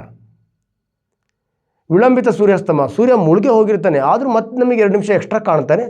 ವಿಳಂಬಿತ ಸೂರ್ಯಾಸ್ತಮ. ಇದಕ್ಕೆಲ್ಲ ಕಾರಣ ಬೆಳಕಿನ ವಕ್ರೀಭವನ. ಬೆಳಕಿನ ಬಗ್ಗೆ ಒಂದು ಬ್ಯೂಟಿಫುಲ್ ಟಾಪಿಕ್ ಮಾಡಿದ್ದೀನಿ, ಬಟ್ ಇನ್ ಡೀಟೇಲ್ ಎಕ್ಸ್ಪ್ಲನೇಷನ್ ಮಾಡಿಲ್ಲ, ಎಕ್ಸಾಮಿಗೆ ಅರ್ಥ ಆಗೋಷ್ಟು ಮಾಡಿದ್ದೀನಿ, ನೋಡ್ಕೊಳ್ಳಿ. ನೆಕ್ಸ್ಟ್, ಕಾರ್ಬನ್ನಿಂದಲೇ ನಿರ್ಮಿತವಾದ ಡೈಮಂಡ್ ಏಕೆ ವಿದ್ಯುತ್ ವಾಹಕ ಅಲ್ಲ? ನೋಡಿ, ಕಾರ್ಬನ್ನಿಂದ ನಿರ್ಮಿತವಾಗಿರ್ತಕ್ಕಂತಹ ಗ್ರಾಫೈಟ್ ವಿದ್ಯುತ್ ವಾಹಕ ಹೌದು. ಡೈಮಂಡ್ ಯಾಕೆ ವಿದ್ಯುತ್ ವಾಹಕ ಅಲ್ಲ? ಸಿಂಪಲ್ ನೋಡಿ, ಒಂದು ಡೈಮಂಡ್ ಇದು ಎಲೆಕ್ಟ್ರಿಕಲ್ ಕಂಡಕ್ಟರ್ ಅಲ್ಲ, ಬಟ್ ಗ್ರಾಫೈಟ್ ಏನಿದೆ ಇದು ಎಲೆಕ್ಟ್ರಿಕಲ್ ಕಂಡಕ್ಟರ್ ಹೌದು. ಯಾಕೆ ಅಂತ ಪ್ರಶ್ನೆ ಅಷ್ಟೇ. ಕ್ಲಿಯರ್? ಏನಿಲ್ಲ, ಈ ಕಾರ್ಬನ್ನ 4 ಎಲೆಕ್ಟ್ರಾನ್ ಇದೆ, ಆ 4 ಕಡೆ ಸಹವೇಲೆನ್ಸಿ ಬಂದ ಟೆಟ್ರಾಹೆಡ್ರಲ್ ಅರೇಂಜ್ಮೆಂಟ್ ಚತುರ್ಮುಖ ಜೋಡಣೆ ಆಗಿರೋದ್ರಿಂದ ಡೈಮಂಡಲ್ಲಿ ಯಾವುದೇ ಮುಕ್ತ ಆರ್ ಫ್ರೀ ಎಲೆಕ್ಟ್ರಾನ್ಗಳು ಇಲ್ಲ. ಹಾಗಾಗಿ ಡೈಮಂಡ್ನ ಮೂಲಕ ವಿದ್ಯುತ್ ಹರಿಯಲ್ಲ. ಗ್ರಾಫೈಟ್ ಏನಿದೆ ಇಲ್ಲಿ ಟ್ರೈಯಾಂಗಲ್, ಇಲ್ಲಿ ತ್ರಿಭುಜಾಕೃತಿಯ 3 ಕಡೆಯ ಜೋಡಣೆ ಆಗಿರೋದ್ರಿಂದ ಒಂದು ಫ್ರೀ ಎಲೆಕ್ಟ್ರಾನ್ ಉಳ್ಕೊಂಡ್ಬಿಡುತ್ತೆ. ಈ ಫ್ರೀ ಎಲೆಕ್ಟ್ರಾನ್ ಏನಾಗುತ್ತೆ, ವಿದ್ಯುತ್ತನ್ನು ಒಂದು ಕಡೆಯಿಂದ ಇನ್ನೊಂದು ಕಡೆ ಪ್ರಸಾರ ಮಾಡುತ್ತೆ. ಹಾಗಾಗಿ ಇಲ್ಲಿ ಮುಕ್ತ ಎಲೆಕ್ಟ್ರಾನ್ಗಳು ಇದೆ, ಹಾಗಾಗಿ ಇಲ್ಲಿ ವಿದ್ಯುತ್ ಪ್ರಸಾರ ಆಗತ್ತೆ. ಇಲ್ಲಿ ಮುಕ್ತ ಎಲೆಕ್ಟ್ರಾನ್ಗಳು ಇಲ್ಲ, ಹಾಗಾಗಿ ವಿದ್ಯುತ್ ಪ್ರಸಾರ ಆಗಲ್ಲ. ಈ ಥರ ಮುಕ್ತ ಎಲೆಕ್ಟ್ರಾನ್ಗಳನ್ನು ಹೊಂದಿರತಕ್ಕಂಥ ಕಾರ್ಬನ್ನ ಬಹುರೂಪ ಯಾವುದಪ್ಪ ಅಂತ ಕೇಳಿದರೆ ಗ್ರಾಫೈಟ್. ಕಾರ್ಬನ್ ಇದು ಒಂದು ಅಲೋಹಗಳಲ್ಲೇ ಒಂದು ವಿಶೇಷವಾಗಿರ್ತಕ್ಕಂಥ ಗುಣವನ್ನು ಹೊಂದಿರತಕ್ಕಂಥ ಕಾರ್ಬನ್ನ ಬಹುರೂಪ ಯಾವುದಪ್ಪ, ಮುಕ್ತ ಎಲೆಕ್ಟ್ರಾನ್ನ ಹೊಂದಿರತಕ್ಕಂಥ ಕಾರ್ಬನ್ನ ಬಹುರೂಪ ಯಾವುದಪ್ಪ ಅಂತ ಕೇಳಿದ್ರೆ ಗ್ರಾಫೈಟ್. ಇದನ್ನು ನಾವೆಲ್ಲ ಎಲ್ಲಿ ನೋಡಿದ್ದೀವಿ ಅಂದರೆ ಸೀಸದ ಕಡ್ಡಿಯಲ್ಲಿ ನೋಡಿದ್ದೀವಿ. ಶೆಲ್ನ ಒಳಗಡೆ ಏನು ಕಡ್ಡಿ ಇದೆ ಆ ಕಡ್ಡಿಯಲ್ಲಿ ದಿನನಿತ್ಯ ನಾವು ನೋಡ್ತಾ ಇರ್ತೀವಿ. ಮಕ್ಕಳಿದ್ದಾಗ ಇದ್ರ ಜೊತೆಗೆ ಆಟವನ್ನು ಆಡಿದ್ದೀವಿ.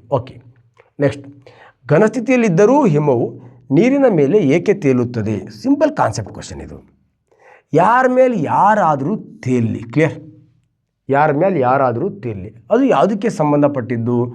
ಡೆನ್ಸಿಟಿಗೆ ಸಂಬಂಧಪಟ್ಟಿರ್ತಕ್ಕಂಥ ಮಾಹಿತಿ. ಯಾರು ತೇಲ್ತಾರೋ ಅವನ ಸಾಂದ್ರತೆ ಏನಾಗಿರುತ್ತೆ, ಕಡಿಮೆ ಇರುತ್ತೆ. ಯಾರು ತೇಲಿಸ್ತಾರೋ ಅವನ ಸಾಂದ್ರತೆ ಏನಾಗಿರುತ್ತೆ, ಹೆಚ್ಚಿರುತ್ತೆ. ಹಾಗೆ ಹೆಚ್ಚು ಸಾಂದ್ರತೆಯ ಮೇಲೆ ಕಡಿಮೆ ಸಾಂದ್ರತೆಯ ವಸ್ತು ತೇಲತ್ತೆ. ಹಾಗಾದರೆ ನೀರಿನ ಮೇಲೆ ಹಿಮ ತೇಲತ್ತೆ ಅಂದಮೇಲೆ ಹಿಮದ ಸಾಂದ್ರತೆ ಏನಾಗಿರುತ್ತೆ, ಕಡಿಮೆ ಇರುತ್ತೆ. ನೀರಿನ ಸಾಂದ್ರತೆ ಏನಾಗಿರುತ್ತೆ, ಜಾಸ್ತಿ ಇರುತ್ತೆ. ಕಾರಣ ನೀರಿನ ಅಸಂಬದ್ಧ ವಿಕಾಸ, ಅನಾಮುಲಸ್ ಬಿಹೇವಿಯರ್ ಆಫ್ ವಾಟರ್ನ 8 ವಿಡಿಯೋಗಳನ್ನು ಮಾಡಿದ್ದೀನಿ ಸ್ನೇಹಿತರೆ, ಬ್ಯೂಟಿಫುಲ್ ನೋಡ್ಕೊಳ್ಳಿ. ಸಾಧನ ಶಂಕರ್ ಯೂಟ್ಯೂಬ್ ಚಾನಲಲ್ಲಿ ಇನ್ ಡೀಟೇಲ್ ಕ್ಲಾಸನ್ನು ಕೊಟ್ಟಿದ್ದೀನಿ. ಕ್ಲಿಯರ್? ಕೆಂಪು ರಕ್ತ ಕಣಗಳಲ್ಲಿ ನ್ಯೂಕ್ಲಿಯಸ್ ಏಕೆ ಇಲ್ಲ ಅಂತ ಇದ್ದಿದ್ರೆ ಗೂಟ ಆಗ್ತಿತ್ತು ನೋಡಿ. ಆ್ಯಕ್ಚುಲಿ ರಕ್ತದ ಘಟಕಗಳು ಇದ್ರ ಬಗ್ಗೆಯೂ 8 ವಿಡಿಯೋ ಮಾಡಿದ್ದೀನಿ. ಆ್ಯಕ್ಚುಲಿ ಕೆಂಪು ರಕ್ತ ಕಣಗಳು ಹೆಂಗಿರುತ್ತೆ ಅಂದರೆ ಈ ಆಕಾರದಲ್ಲಿ ಇರುತ್ತೆ.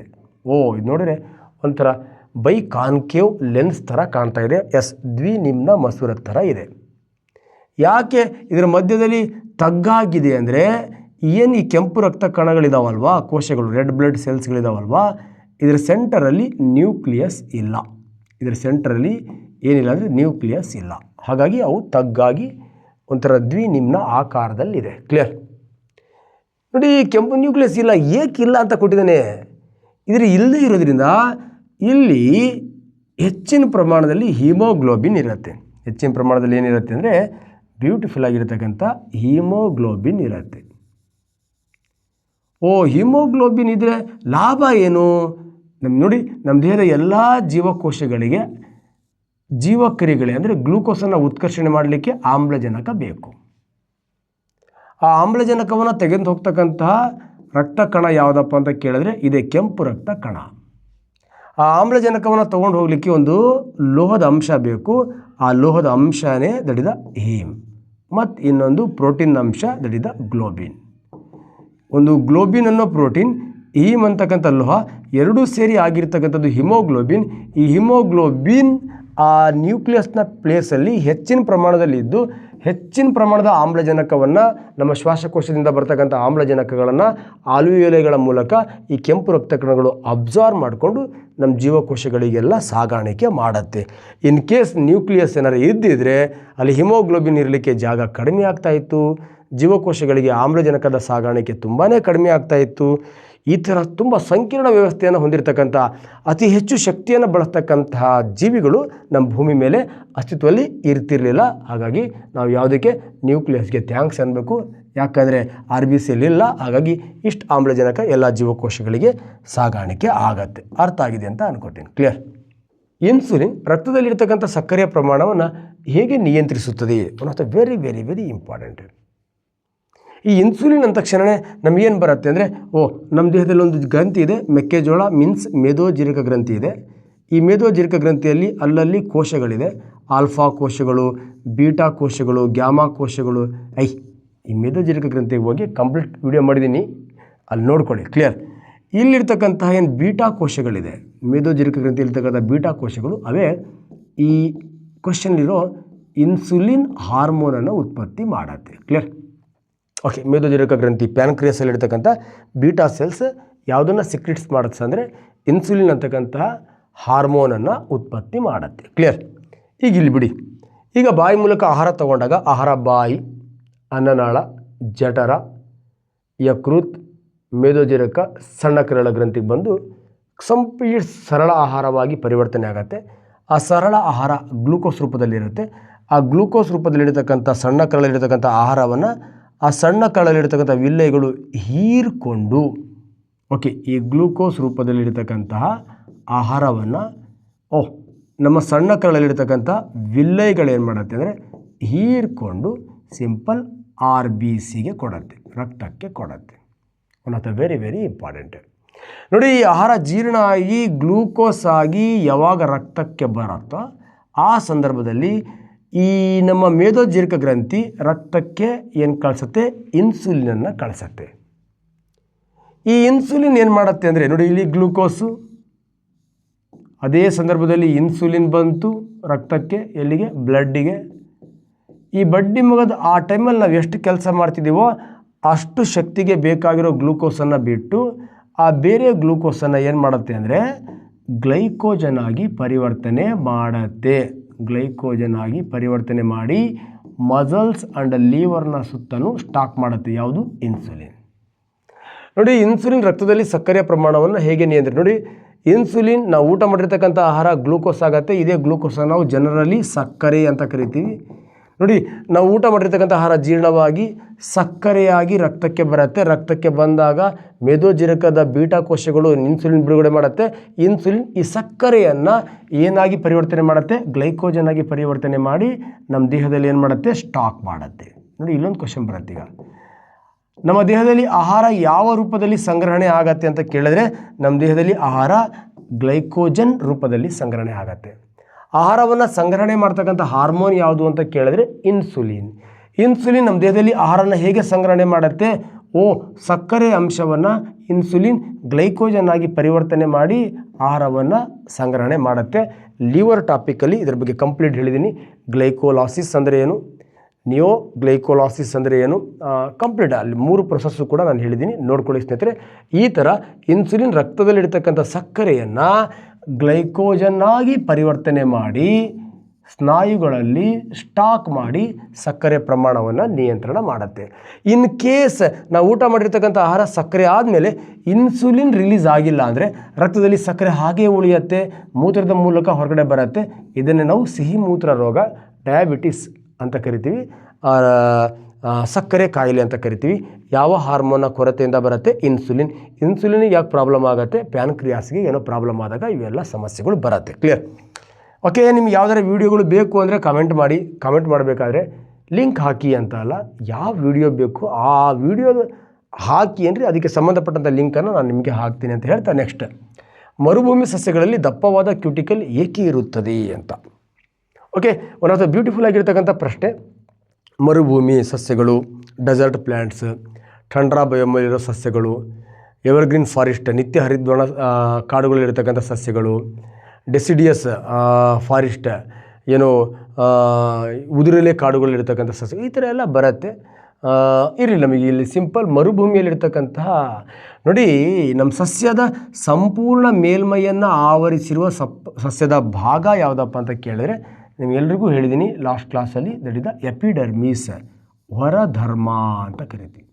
ಹೊರಧರ್ಮ ಇಂಗ್ಲೀಷಲ್ಲಿ ಎಪಿಡರ್ಮಿಸ್ ಅಂತ.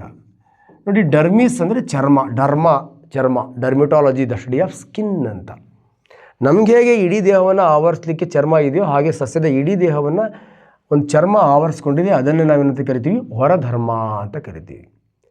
ಈ ಬಡ್ಡಿ ಮಗನ ಹೊರಧರ್ಮ ಮರುಭೂಮಿ ಸಸ್ಯಗಳೇನಿದೆ, ಡೆಸರ್ಟ್ಸ್ ಪ್ಲಾಂಟ್ಸ್ ಏನಿದೆ, ಆ ಹೊರಧರ್ಮದ ಮೇಲೆ ಒಂದು ಕೊಬ್ಬಿದೆ. ಆ ಕೊಬ್ಬಿನ ಹೆಸರು ಕ್ಯುಟಿನ್ ಎಂಬ ಕೊಬ್ಬಿನಿಂದ ಆವೃತವಾಗಿರ್ತಕ್ಕಂಥ ಒಂದು ಪದರ ಏನಾಗಿರುತ್ತೆ ಅಂದರೆ ಹೊರಧರ್ಮದ ಮೇಲೆ ಇರುತ್ತೆ, ಎಪಿಡರ್ಮಿಸ್ ಮೇಲೆ ಇರುತ್ತೆ. ಬಟ್ ಮರುಭೂಮಿ ಸಸ್ಯಗಳಲ್ಲಿ ಏನು ಈ ಹೊರಧರ್ಮದ ಮೇಲೆ ಇರ್ತಕ್ಕಂತಹ ಕ್ಯುಟಿಕಲ್ ಇದೆ, ಆ ಕ್ಯುಟಿಕಲ್ ತುಂಬ ದಪ್ಪ ಕ್ಯುಟಿಕಲಿಂದ ಆಗಿರುತ್ತೆ. ದಪ್ಪ ಕ್ಯುಟಿಕಲ್ ಆಗಿದ್ದರಿಂದ ಏನು ಯಾಕಾಗಿದೆ ಅದು? ಯಾಕೆ ಅಂದರೆ ಮರುಭೂಮಿಯಲ್ಲಿ ನೀರಿನ ಪ್ರಮಾಣ ಏನಾಗಿರುತ್ತೆ, ತುಂಬಾ ಕಡಿಮೆ ಇರುತ್ತೆ. ಸಸ್ಯಗಳ ಜೈವಿಕ ಕ್ರಿಯೆಗಳಿಗೆ ಅದರಲ್ಲೂ ಕಾರ್ಬನ್ ಡೈಆಕ್ಸೈಡನ್ನು ಎಳ್ಕೊಂಡು ನೀರಿದ್ದರೆ ಮಾತ್ರ ಆಹಾರ ತಯಾರಾಗತ್ತೆ, ಇಲ್ಲಾಂದರೆ ಆಹಾರ ತಯಾರಾಗಲ್ಲ. ದ್ಯುತಿ ಸಂಶ್ಲೇಷಣೆ ಕ್ರಿಯೆ ನಡೆಯುತ್ತೆ. ಸಸ್ಯಗಳ ದ್ಯುತಿ ಸಂಶ್ಲೇಷಣೆ ಕ್ರಿಯೆ ನಡೀಲಿಕ್ಕೆ ನೀರು ತುಂಬಾ ಅವಶ್ಯಕ. ಆದರೆ ಇಲ್ಲಿ ನೀರಿನ ಪ್ರಮಾಣ ಕಡಿಮೆ ಇದೆ, ಬಿಸಿಲಿನ ಪ್ರಮಾಣ ಜಾಸ್ತಿ ಇದೆ. ಅಂಥ ಸಂದರ್ಭದಲ್ಲಿ ಚೆನ್ನಾಗಿ ಬಿಸಿಲು ಬಿದ್ದರೆ ನೀರು ಏನಾಗ್ಬಿಡತ್ತೆ, ಟ್ರಾನ್ಸ್ಪಿರೇಷನ್, ಬಾಷ್ಪೀಕರಣ ಆಗಿ ಹೋಗಿಬಿಡತ್ತೆ. ಆ ಬಾಷ್ಪೀಕರಣ ಕ್ರಿಯೆಯನ್ನು ಕಡಿಮೆ ಮಾಡಲಿಕ್ಕೆ ಚರ್ಮ ಮೀನ್ಸ್ ಹೊರಧರ್ಮದ ಮೇಲೆ ದಪ್ಪ ಕ್ಯುಟಿಕಲ್ಲಿಂದ ಏನಾಗುತ್ತೆ, ನೀರಿನ ಪ್ರಮಾಣ ಏನಾಗುತ್ತೆ, ನಿಯಂತ್ರಣ ಆಗುತ್ತೆ. ಹಾಗಾಗಿ ಮರುಭೂಮಿ ಸಸ್ಯಗಳಲ್ಲಿ ದಪ್ಪವಾದ ಕ್ಯುಟಿಕಲ್ ಏಕೆ ಇರುತ್ತೆ ಅಂದರೆ ಬಾಷ್ಪೀಕರಣವನ್ನು ನಿಯಂತ್ರಣ ಮಾಡಲಿಕ್ಕೆ. ದಪ್ಪ ಕ್ಯುಟಿಕಲ್ ಇಲ್ಲ ಅಂದರೆ ಬಾಷ್ಪೀಕರಣ ಆಗಿ ಅಲ್ಲಿ ಎಲ್ಲ ನೀರು ಹೊರಗಡೆ ಹೋಗ್ಬಿಡೋದು. ಬಟ್ ಸಸ್ಯಕ್ಕೆ ಸಿಗ್ತಕ್ಕಂಥ ನೀರಿನ ಪ್ರಮಾಣ ತುಂಬ ಕಡಿಮೆ ಆಗೋದು. ಆವಾಗ ಸಸ್ಯ ಏನಾಗ್ಬಿಡೋದು, ಆಹಾರ ಇಲ್ದಂಗೆ ನೀರಿಲ್ದಂಗೆ ಸತ್ತೋಗ್ಬಿಡೋದು. ಈ ಥರ ಮರುಭೂಮಿ ಸಸ್ಯಗಳಲ್ಲಿ ಏನು ಹೊರಧರ್ಮದ ಮೇಲಿರ್ತಕ್ಕಂಥ ಕ್ಯುಟಿಕಲ್ ಹೆಚ್ಚಿನ ಪ್ರಮಾಣದಲ್ಲಿ ಸ್ರವಿಕೆಯಾಗಿ ದಪ್ಪ ಕ್ಯುಟಿಕಲನ್ನು ನಿರ್ಮಾಣ ಮಾಡಿ ಟ್ರಾನ್ಸ್ಪಿರೇಷನನ್ನು ನಿಯಂತ್ರಣ ಮಾಡೋದರ ಮೂಲಕ ಕಡಿಮೆ ನೀರಲ್ಲೇ ಆಹಾರವನ್ನು ತಯಾರಿಸ್ಕೊಂಡು ಬದುಕ್ತಕ್ಕಂಥ ಕೆಲಸವನ್ನು ಮಾಡುತ್ತೆ. ಯಾವುದು ಅಂತ ಕೇಳಿದರೆ ಮರುಭೂಮಿ ಸಸ್ಯಗಳು. ಕ್ಲಿಯರ್? ದಪ್ಪ ಕ್ಯುಟಿಕಲ್ ನಿರ್ಮಾಣ ಮಾಡಿಕೊಂಡು ಟ್ರಾನ್ಸ್ಪಿರೇಷನನ್ನು ಕಂಟ್ರೋಲ್ ಮಾಡಿಕೊಂಡು ಸರ್ವೈವಲ್ ಆಗುತ್ತೆ. ನೆಕ್ಸ್ಟ್, ಅರಣ್ಯ ನಾಶವು ಜಲಚಕ್ರದ ಮೇಲೆ ಹೇಗೆ ಪರಿಣಾಮ ಬೀರಿದೆ ಅಂತ. ಕ್ಲಿಯರ್? ಈಗ ಡಿಫಾರೆಸ್ಟೇಷನ್ ಇದೆಯಲ್ವಾ, ಇದು ಹೇಗೆ ಹೈಡ್ರೋಲಾಜಿಕಲ್ ಸೈಕಲ್ ಮೇಲೆ ಎಫೆಕ್ಟ್ ಆಗತ್ತೆ ಅಂತ ನಿಮಗೆಲ್ಲ ಗೊತ್ತಿದೆ. ಜಲಚಕ್ರ ಅಂದರೆ ಏನು? One of the very very important. ಈಗ ಭೂಮಿ ಮೇಲೆ 71% ನೀರಿದೆ. ಆ ನೀರು ಕೆಲವು ಭಾಗ ಆವಿಯಾಗಿ ಮೇಲಕ್ಕೆ ಹೋಗುತ್ತೆ, ಕೆಲವು ಭಾಗ ಮಂಜುಗಡ್ಡೆ ಏನಿದೆ ಅಲ್ಲಿ ಉತ್ಪತನವಾಗಿ ಸಬ್ಲಿಮೇಷನ್ ಆಗಿ ಮೇಲಕ್ಕೆ ಹೋಗುತ್ತೆ. ಕೆಲವೊಂದು ಜಾಗದಲ್ಲಿ ಬಾಷ್ಪೀಕರಣ, ಏನು ಸಸ್ಯಗಳಿದೆಯಲ್ವಾ ಅಲ್ಲಿ ಬಾಷ್ಪೀಕರಣದಿಂದ ಈ ದ್ರವ ರೂಪದಲ್ಲಿರತಕ್ಕಂತಹ ನೀರು ಸಸ್ಯಗಳ ಮೂಲಕ ನೇರವಾಗಿ ವಾತಾವರಣಕ್ಕೆ ಸೇರ್ಕೊಂಡ್ಬಿಡುತ್ತೆ. ವಾತಾವರಣಕ್ಕೆ ಸೇರ್ಕೊಳ್ತಕ್ಕಂತಹ ಈ ಆವಿ ರೂಪದ ನೀರೇನಿದೆ, 3 ಕ್ರಿಯೆಯಿಂದ ಸೇರಿಕೊಳ್ತಕ್ಕಂಥ ಆವಿ ರೂಪದ ನೀರು ಉಷ್ಣವನ್ನು ಕಳ್ಕೊಂಡು ಹೆಚ್ಚಿನ ಒತ್ತಡದಿಂದ ಏನಾಗುತ್ತೆ, ಮತ್ತೆ ದ್ರವ ರೂಪಕ್ಕೆ ಬರುತ್ತೆ. ಇದಕ್ಕೆ ಸಾಂದ್ರೀಕರಣ ಅಂತ ಕರಿತೀವಿ, ಕಂಡನ್ಸೇಷನ್ ಅಂತ ಕರಿತೀವಿ, ಸಾಂದ್ರೀಕರಣ ಅಂತ. ಈ ಸಾಂದ್ರೀಕರಣ ಆಗೋದ್ರ ಮೂಲಕ ಏನಾಗುತ್ತೆ, ಕ್ಲೌಡ್ ಫಾರ್ಮೇಷನ್ ಆಗುತ್ತೆ, ಮೋಡ ಆಗುತ್ತೆ. ಮತ್ತು ಉಷ್ಣ ಮಾರುತಗಳು ಬಂದು ಆ ಮೋಡವನ್ನು ಕರಗಿಸಿ ಮತ್ತೆ ಮಳೆಯ ರೂಪದಲ್ಲಿ ಮತ್ತೆ ಜಲಚಕ್ರವನ್ನು ಬ್ಯಾಲೆನ್ಸ್ ಮಾಡುತ್ತೆ. ಈ ಥರ ಇದಕ್ಕೆ ಜಲಚಕ್ರ ಅಂತ ಕರಿತೀವಿ. ಅರಣ್ಯ ನಾಶವು ಜಲಚಕ್ರದ ಮೇಲೆ ಬಾಷ್ಪೀಕರಣ ಕ್ರಿಯೆಯಿಂದ ತಾನೇ ನೀರು ಮೇಲಕ್ಕೆ ಹೋಗೋದು. ಹಾಗಾದ್ರೆ ಅರಣ್ಯ ನಾಶ ಆಯಿತು ಅಂದರೆ ಆಟೋಮೆಟಿಕ್ಕಾಗಿ ಟ್ರಾನ್ಸ್ಪಿರೇಷನಿಂದ ಹೋಗ್ತಕ್ಕಂತಹ ವಾಟರ್ದ ಪ್ರಮಾಣ ಏನಾಗ್ಬಿಡುತ್ತೆ, ಕಡಿಮೆ ಆಗಿಬಿಡುತ್ತೆ, ಕ್ಲೌಡ್ ಫಾರ್ಮೇಷನ್ ಪ್ರಾಬ್ಲಮ್ ಆಗುತ್ತೆ. ಅಷ್ಟೇ ಅಲ್ಲ, ಕ್ಲೌಡ್ ಸ್ಪ್ರೆಡ್ ಆಗಬೇಕಲ್ವಾ, ಆ ಕ್ಲೌಡ್ ಸ್ಪ್ರೆಡ್ ಆಗಲಿಕ್ಕೂ ಕೂಡ ಯಾವ್ದು ಬೇಕು, ಅರಣ್ಯಗಳು ಸಹಾಯವನ್ನು ಮಾಡುತ್ತೆ ನಮಗೆ. ತಾಪ ವ್ಯತ್ಯಾಸ ಮಾಡಲಿಕ್ಕೆ, ಗಾಳಿಯ ವೇಗವನ್ನು ವ್ಯತ್ಯಾಸ ಮಾಡಲಿಕ್ಕೆ, ಅಲ್ಲಿರ್ತಕ್ಕಂಥ ತಾಪವನ್ನು ವ್ಯತ್ಯಾಸ ಮಾಡೋದ್ರ ಮೂಲಕ, ಗಾಳಿಯ ವೇಗವನ್ನು ವ್ಯತ್ಯಾಸ ಮಾಡೋದ್ರ ಮೂಲಕ ಈ ಮೋಡಗಳನ್ನು ಏನು ಮಾಡುತ್ತೆ, ಒಂದು ಕಡೆಯಿಂದ ಇನ್ನೊಂದು ಕಡೆ ಹರಡುತ್ತೆ. ಹಾಗಾಗಿ ಮಳೆ ಎಲ್ಲ ಕಡೆ ಒಂದೇ ರೀತಿ ಬೀಳ್ತಕ್ಕಂಥದ್ದು ಅತಿವೃಷ್ಟಿ ಆಗಿಬಿಡತ್ತೆ, ಅನಾವೃಷ್ಟಿ ಆಗಿಬಿಡತ್ತೆ, ಮರುಭೂಮೀಕರಣ ಆಗಿಬಿಡತ್ತೆ. ಇವೆಲ್ಲವೂ ಕೂಡ ಯಾವುದರಿಂದ ಆಗುತ್ತೆ ಅಂದರೆ ಅರಣ್ಯ ನಾಶದಿಂದ ಆಗುತ್ತೆ. ಗ್ಲೋಬಲ್ ವಾರ್ಮಿಂಗ್, ಕಾರ್ಬನ್ ಡೈಆಕ್ಸೈಡ್ದ ಪ್ರಮಾಣ ವಾತಾವರಣ ಜಾಸ್ತಿ ಆಗಿಬಿಡತ್ತೆ, ಜಾಗತಿಕ ತಾಪ ಜಾಸ್ತಿ ಆಗುತ್ತೆ. ಈ ಥರ ಪರಿಸರದ ಅವ್ಯವಸ್ಥೆಗೆ ಕಾರಣ ಯಾವುದಾಗತ್ತೆ, ಅರಣ್ಯ ನಾಶ ಆಗುತ್ತೆ ಸ್ನೇಹಿತರೆ. ಸಸ್ಯಗಳು ಪ್ರಕಾಶ ಸಂಶ್ಲೇಷಣೆ, ನೋಡಿ ಪ್ರಕಾಶ ಸಂಶ್ಲೇಷಣೆ ಅಂದರೆ ಏನಿಲ್ಲ, ಇಲ್ಲಿ ದ್ಯುತಿ ಸಂಶ್ಲೇಷಣೆ, ಕನ್ಫ್ಯೂಸ್ ಆಯಿತಾ, ಇಲ್ಲಿ ಇರುತ್ತೆ ನೋಡಿ ಫೋಟೋಸಿಂಥಸಿಸ್. ಓಕೆ, ನಿಲ್ಲಿಸಿದರೆ ಭೂಮಿಯ ಜೀವನಕ್ಕೆ ಏನು ಆಗುತ್ತದೆ? ಒಡಿಯವರಿಗೆ ಒನ್ ಆಫ್ ದ ಬ್ಯೂಟಿಫುಲ್ ಆಗಿರೋ ಪ್ರಶ್ನೆ. ನೋಡಿ, ನಮ್ಮಮ್ಮ ಏನು ಮಾಡ್ತಾಳೆ, ಅಕ್ಕಿ ತಗೊಳ್ತಾರೆ, ನೀರು ತಗೊಳ್ತಾಳೆ, ಬ್ಯೂಟಿಫುಲ್ ಪಾತ್ರೆ ತಗೊಳ್ತಾಳೆ, ಬೆಂಕಿ ತಗೊಳ್ತಾಳೆ, 5 ನಿಮಿಷ ಎಲ್ಲ ಬೇಯಿಸಿ ಅನ್ನ ಮಾಡ್ತಾಳೆ, ಸಾಂಬಾರಿಲ್ಲ ಅಂದರೆ ಗಂಜಿ ಕೊಡ್ತಾಳೆ. ಇದಕ್ಕೆ ಅನ್ನ ತಯಾರಿಕೆ ಅಂತ ಕರಿತೀವಿ. ಅದೇ ರೀತಿ ಸಸ್ಯಗಳು ಕೂಡ ಬ್ಯೂಟಿಫುಲ್ ಆಗಿರ್ತಕ್ಕಂಥ ಅನ್ನ ಅಂತ ತಯಾರಿಸ್ತಾವೆ. ಇಲ್ಲಿ ಸಸ್ಯಗಳು ಅಕ್ಕಿ ಬದಲು ಕಾರ್ಬನ್ ಡೈಆಕ್ಸೈಡ್ ತೊಗೊಳತ್ತೆ, ನೀರನ್ನು ತಗೊಳತ್ತೆ, ನೆಕ್ಸ್ಟ್ ಪಾತ್ರೆ ಬದಲು ಕ್ಲೋರೋಫಿಲ್ಲನ್ನು ತೊಗೊಳತ್ತೆ, ಬೆಂಕಿ ಬದಲು ಸನ್ಲೈಟನ್ನು ತೊಗೊಳತ್ತೆ, ಅನ್ನ ದಟ್ ಇಸ್ ದ ಗ್ಲೂಕೋಸ್ ಆಗತ್ತೆ. ಓಕೆ, ಬ್ಯೂಟಿಫುಲ್ ಗಂಜಿ ದಟ್ ಇಸ್ ದ ಆಕ್ಸಿಜನ್ ಆಗುತ್ತೆ. ನೋಡಿ, ಈ ಪ್ರೊಸೆಸ್ ಕಾರ್ಬನ್ ಡೈಆಕ್ಸೈಡ್ ನೀರನ್ನು ತಗೊಂಡು ಸೂರ್ಯನ ಬೆಳಕಿನ ಸಹಾಯದಿಂದ ಕ್ಲೋರೋಫಿಲ್, ಎಲೆಗಳಲ್ಲಿರ್ತಕ್ಕಂಥ ಕ್ಲೋರೋಫಿಲ್ ಗ್ಲೂಕೋಸ್ ರೂಪದಲ್ಲಿ ಆಹಾರವನ್ನು ತಯಾರಿಸಿ ಆಮ್ಲಜನಕವನ್ನು ಹೊರಗಡೆ ಹಾಕ್ತಕ್ಕಂಥ ಕ್ರಿಯೆಗೆ ನಾವು ಫೋಟೋಸಿಂಥಸಿಸ್ ಅಂತ ಕರಿತೀವಿ, ದ್ಯುತಿ ಸಂಶ್ಲೇಷಣೆ ಕ್ರಿಯೆ. ಈ ದ್ಯುತಿ ಸಂಶ್ಲೇಷಣೆ ಕ್ರಿಯೆ ನಿಲ್ಲಿಸ್ಬಿಟ್ರೆ ಅಲ್ಲಿಗೆ ಆಮ್ಲಜನಕನೇ ಇಲ್ಲ. ಹಾಗಾದರೆ ಭೂಮಿ ಮೇಲೆ ಆಮ್ಲಜನಕನೇ ಇಲ್ಲ ಅಂದಮೇಲೆ ನಾವು ಬದುಕಲ್ಲ, ನೀವು ಬದುಕಲ್ಲ, ಜೀವಿಗಳ ಅಸ್ತಿತ್ವನೇ ಒಂದು ಬ್ಯೂಟಿಫುಲ್ ಪ್ರಶ್ನೆ ಆಗುತ್ತೆ ಸ್ನೇಹಿತರೆ. ಹಾಗಾಗಿ ಜೀವಿಗಳು ಉಸಿರಾಡಲಿಕ್ಕೆ ಬೇಕಾಗಿರ್ತಕ್ಕಂಥ ಆಮ್ಲಜನಕ ಸಿಗ್ತಾ ಇರೋದೇ ಈ ಬ್ಯೂಟಿಫುಲ್ ದ್ಯುತಿ ಸಂಶ್ಲೇಷಣೆ ಕ್ರಿಯೆಯಿಂದ. ಇದೇ ಇಲ್ಲ ಅಂದಮೇಲೆ ಜೀವಿಗಳೇ ಇರೋದಿಲ್ಲ, ಎಕ್ಸಾಮು ಇರೋಲ್ಲ. ಓಕೆ, ಅರ್ಥ ಆಗಿದೆ ಅಂತ ಅನ್ಕೋತೀನಿ.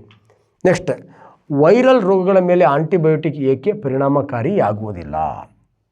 ನೋಡಿ, ಆಂಟಿಬಯೋಟಿಕ್ ಅಂದರೆ ಏನಿಲ್ಲ, ಇದು ಬ್ಯಾಕ್ಟೀರಿಯಾಗಳ ಎಗನೆಸ್ಟ್ ಬಳಸ್ತಕ್ಕಂಥ ಔಷಧಿ, ಬ್ಯಾಕ್ಟೀರಿಯಾಗಳ ವಿರುದ್ಧ ಬಳಸುವ ಔಷಧಿ ಇದು.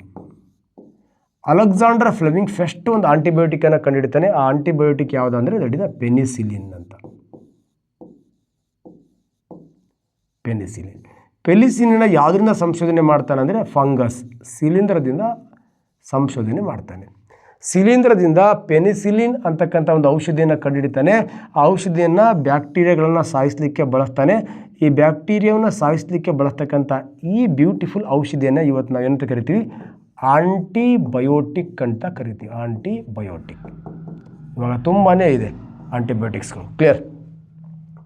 ಈ ಆಂಟಿಬಯೋಟಿಕ್ಗಳು ವೈರಸ್ನ ಮೇಲೆ ಪರಿಣಾಮಕಾರಿ ಆಗಲ್ಲ. ಯಾಕೆ ಅಂತ ನೋಡಿ, ಈ ಆಂಟಿಬಯೋಟಿಕ್ಗಳು ಏನು ಮಾಡುತ್ತಾರೆ ಅಂದರೆ, ಒಂದು ಜೀವಕೋಶ ಇದೆ ಅಂದರೆ ಆ ಕೋಶ ಪೊರೆಯನ್ನು, ಆ ಕೋಶ ಭಿತ್ತಿಯನ್ನು ಕರಗಿಸುತ್ತೆ, ಅದರೊಳಗಡೆ ಇರತಕ್ಕಂಥ ಪ್ರೋಟೀನ್ ಬೆಳವಣಿಗೆಯನ್ನು ತಡೆಯುತ್ತೆ, ರೈಬೋಸೋಮ್ಗಳನ್ನು ಸಾಯಿಸುತ್ತೆ.